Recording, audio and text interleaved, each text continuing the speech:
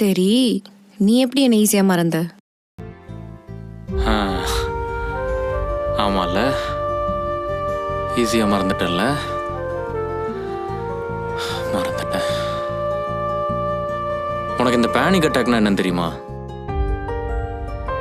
அப்படியே நெஞ்செல்லாம் இறுக்கிக்கும். இந்த லெஃப்ட் ஹேண்ட்ல இருந்து நடு நெஞ்சு வரைக்கும் அப்படியே சில்லுன்னு ஆயிடும். மூச்சு விடுறது உன் கண்ட்ரோல்லே இருக்காது.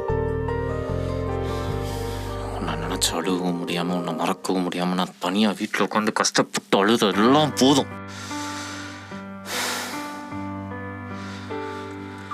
சரி விடு, முடிஞ்சு போனது பேசிக்கிட்டு.